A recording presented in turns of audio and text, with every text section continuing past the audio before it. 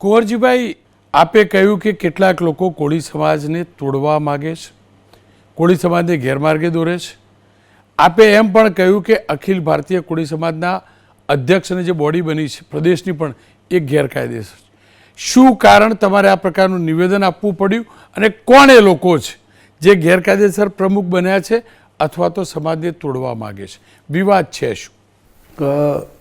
આ અખિલ ભારતીય કોળી સમાજની આ સંસ્થા દિલ્હી ખાતેથી પૂરા ભારત વર્ષના બધા રાજ્યોના પ્રતિનિધિઓ મળી અને દિલ્હી ખાતેથી નોંધાયેલી સંસ્થા છે, રજિસ્ટ્રેશન થયેલી સંસ્થા છે. આજના પ્રથમ અને લગભગ ચોથી ટર્મ સુધી દિલ્હી ખાતેથી જ રાષ્ટ્રીય અધ્યક્ષ તરીકે આ નિયુક્તિ થતી અને સામાન્ય રીતે સિલેક્શન થતું અને 2017માં હું ત્યાંથી રાષ્ટ્રીય અધ્યક્ષ તરીકે મારી વરણી થઈ. આ અખિલ ભારતીય કોળી સમાજના જે બંધારણમાં જે જોગવાઈ છે એ મુજબ 3 વર્ષ સુધી કોઈ પણ એના અધ્યક્ષ તરીકે રહી શકે. એટલે 2020માં મારી અધ્યક્ષ તરીકેની આ મુદત ટર્મ પૂરી થઈ. પણ એ વખતે કોરોનાને કારણે અમારા કારોબારીના બધા જ સભ્યો એવું કહ્યું કે અત્યારે આપણે ભેગા થઈ શકીએ અને મિટિંગ ન કરી શકીએ. ફરી એ વખતે કારોબારીએ ઠરાવ કરીને એમ કહ્યું કે જ્યાં સુધી આ છૂટછાટ ન મળે ભેગા થવાની ત્યાં સુધી આપણે બધા આ રાષ્ટ્રીય અધ્યક્ષ તરીકે કુંવરજીભાઈ કાર્યકારી અધ્યક્ષ તરીકે ચાલુ રહેશે. એટલે એમના 1.5 વર્ષ ચાલ્યું. પછીથી કોરોનાનો સમય પૂરો થયો અને ચૂંટણીઓ કરવાની હતી અને મતદાર યાદી તૈયાર થયા પછી એની જાહેરનામું થાય એટલે બંધારણની જોગવાઈ પ્રમાણે જ જાહેરનામું થાય ત્યારે છેલ્લે જે અધ્યક્ષ હોય અને કારોબારી હોય એની સંમતિથી એ જાહેરનામું બહાર પાડે. હવે એ વખતે હું કાર્યકારી અધ્યક્ષ, અમારી કારોબારીમાં જે બીજા લોકો હતા એને કોઈ પ્રકારની જાણ કર્યા વિના અજમેર ખાતે 3-4 લોકોએ મળી અને આ ચૂંટણીની જાહેરનામું એમની રીતે મારી કોઈ જાણ બહાર એમની રીતે જાહેર કરી અને અજમેર ખાતે એમણે આ ચૂંટણી કરી નાખી. એ વખતે અજીતભાઈને આ 2-4 લોકોએ, જે અહીંયા ગુજરાતના 2 લોકો હતા અને મધ્યપ્રદેશ, એ લોકોએ નક્કી કરીને ચૂંટણી કરી નાખી.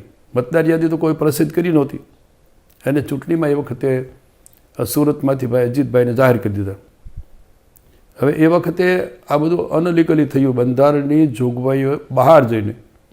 એટલે બધા એવું કહ્યું કે આ ખોટું થયું છે. એટલે અમારી કારોબારીના બધા સભ્યો વતી આપણે ત્યાં દિલ્હી કોર્ટમાં આ બાબતે ગયા. આ બધું થયા પછી જ્યારે અજીતભાઈ જે 2.5-3 વર્ષ સુધી એમનામ ચલાવ્યું, 2-3 વખત મારી સાથે પણ બેઠક હતી. મેં એમ કહ્યું કે આ અત્યારે જે કાંઈ થયું છે એ ખરેખર બંધારણની જોગવાઈ બહાર થયું છે.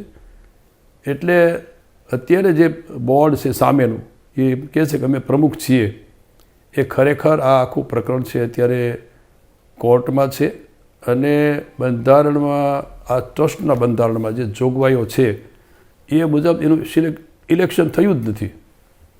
એ તો એ જાણે છે કે ખોટું થયું છે અને એના અનુસંધાને અત્યારે જે અજીતભાઈ અને વિરેન્દ્ર કશ્યપ જે પ્રમુખ તરીકે પોતાને કેવડાવે છે એમને કોર્ટે નોટિસો પણ આપી છે કે ભાઈ આ અત્યારે તમે આ કરી શકો નહીં.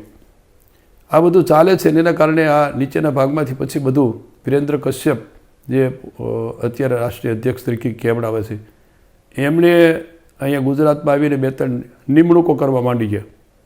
કોઈને પ્રદેશના અધ્યક્ષ બનાવ્યા, પણ પ્રદેશના અધ્યક્ષ તરીકે તો અમે જ્યાં સુધી કોર્ટમાં છે ત્યાં સુધી અમે કાર્યકારી અધ્યક્ષ તરીકે, પ્રદેશના અધ્યક્ષ કાર્યકારી અધ્યક્ષ તરીકે ચંદ્રવદન પીઠાવાલા છે અને રાષ્ટ્રીય અધ્યક્ષ તરીકે, કાર્યકારી અધ્યક્ષ તરીકે હજી એમના મારું નામ છે જ્યાં સુધી કોર્ટમાંથી નિર્ણય ન આવે ત્યાં સુધી.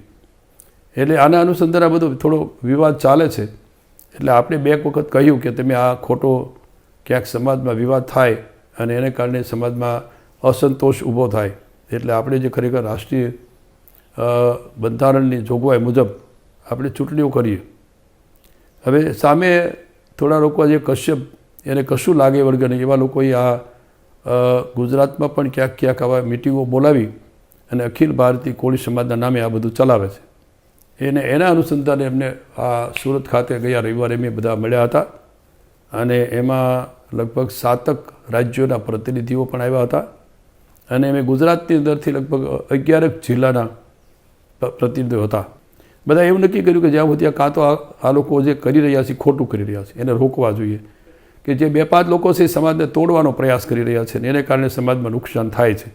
આટલી વાત અમારી હતી. શું એ 4-5 વ્યક્તિઓના નામ આપ કહી શકો ખરા? ના, નામમાં એટલા માટે કે જે તમે બધા જાણો છો, લગભગ બધી ચેનલો સામે પણ નાના મોટા વિવાદમાં ગુજરાતમાંથી પણ આવ્યા છે.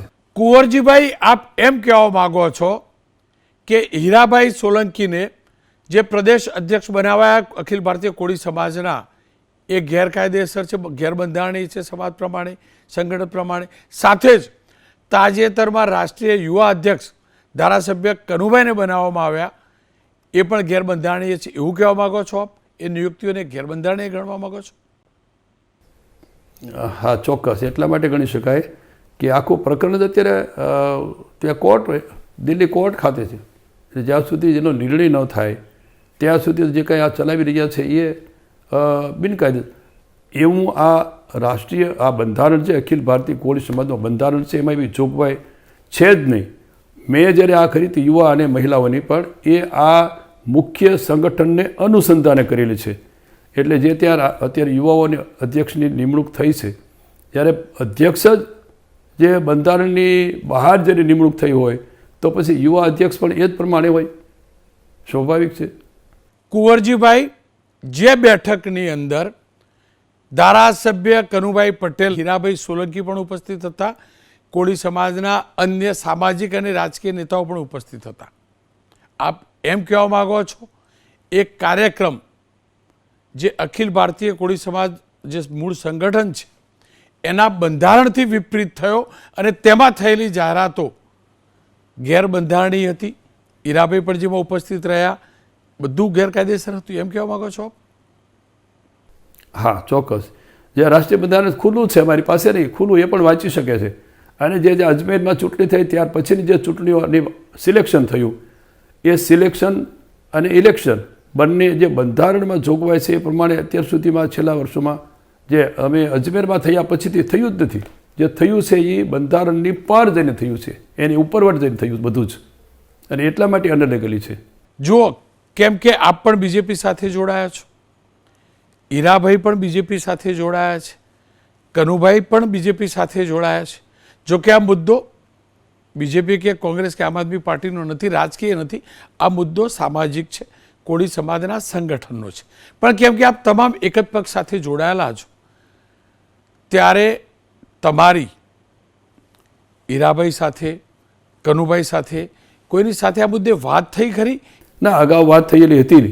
ત્યારે મને એવું પૂછ્યું કે અમે આ વિરેન્દ્ર કશ્યપ અહીંયા આવે છે અને સત્યનારાયણ પવાર અહીંયા આવે છે અને આપણને બધાને આ નિમણૂકો આપવા માંડ્યા છે. એટલે ત્યારે મેં હીરાભાઈને પણ કીધું અને કનુભાઈને તો 2 દિવસ અગાઉ જ્યારે આ નિમણૂકોની વાત હતી ત્યારે 2 દિવસ અગાઉ કનુભાઈને ધ્યાન ઉપર મૂક્યું હતું. મેં, કનુભાઈ, તમે તો મારી સાથે યુવાનું જે સંગઠન હતું એમાં કામ કરી ચૂક્યા છો અને તમારા 3 વર્ષના કાર્યકાળ પૂરો થયો હતો મારી સાથે જ તે. હવે તમે છો એ કાર્યકારી અધ્યક્ષ તરીકે ચાલુ છો, પણ તમારી વાત છે કે આમાં યુવા તરીકે તમારી નિમણૂકની વાત છે, તો આ જે અત્યારે થઈ રહ્યું છે તો બંધારણની વિપરીત જઈ રહ્યું છે. એટલે કનુભાઈને મેં 2 દિવસ પહેલાં ધ્યાન ઉપર મૂક્યું હતું, પણ તેમ છતાં જે મિત્રોએ આ રીતે કર્યું છે, હીરાભાઈ હોય કે પરસોત્તમભાઈ હોય કે કનુભાઈ હોય, એમ બધા સમાજના લોકો જ છીએ, એમાં અમારે અંદર કોઈ મારો વિવાદ વાંધો છે જ નહીં. પાર્ટીના પણ ગણીએ તો પાર્ટીની રૂએ પણ એક જ છીએ, એમાં કોઈ વાંધો નથી. કુંવરજીભાઈ, શું કારણ હોઈ શકે? જુઓ, હીરાભાઈ સોલંકી, પરસોત્તમભાઈ સોલંકી આ તો સુલઝેલા નેતા છે, સમાજના પાયાના નેતા છે, એમના પિતાશ્રી દાદાશ્રીના સમયથી સમાજ સાથે મજબૂતાઈથી જોડાયેલા નેતા છે, સુલઝેલા નેતાઓ છે. તો શું કારણ હોઈ શકે? આપ શું માનો છો? એમના ધ્યાનમાં સમાજનું બંધારણ નહીં હોય એટલે કનુભાઈની જાહેરાત થઈ ગઈ છે નામની, એટલે બેઠક થઈ છે, આપ શું માનો છો? જો આમાં તો ક્યાંક ને ક્યાંક પોતાનો સામાજિકની સાથે પોતાનો અંગત પણ સ્વાર્થ હોઈ શકે, હું નહીં કહી શકું, પણ જે રીતે અત્યારે સમાજની અંદર આ બંધારણની બહાર જે થઈ રહ્યું છે ને એને કારણે સમાજને નુકસાન થાય છે, અને એટલે પાછો હું ફરી આ વાત મૂકવા આવ્યો છું. નહીંતર મને આમાં એટલો બધો, હું તો રાજ્ય સરકારમાં છું, સમય પણ નથી અને હું તો સતત સામાજિક અને રાજકીય ક્ષેત્રે જાહેર જીવનમાં છું. કુંવરજીભાઈ, એક અંતિમ સવાલ. શું આપણા ગુજરાતનો જે કોળી સમાજ છે એ આ સંગઠનની ચૂંટણી સંગઠનની વ્યવસ્થાને લઈને બે ભાગમાં વહેંચાયો કે પછી સમાજના નેતાઓ બે ભાગમાં વહેંચાયેલા છે? ના ના ના, એવા બે સીધા ગ્રુપ નહીં પડે. એટલા માટે નહીં પડે કે જો અમારે કોઈ કનુભાઈ સાથે હોય, પરસોત્તમભાઈ, હીરાલાલ હોય કે બીજા કોઈ, મારે કોઈની સાથે, અમારે અત્યાર સુધી કોઈની સાથેનો વિવાદ થયો જ નથી અને હું એમાં વિશેષ કોઈ સમાજમાં ભાગલા પડે હું ઈચ્છતો પણ નથી ક્યારેય. પણ જે થઈ રહ્યું છે એ ખોટું થઈ રહ્યું છે.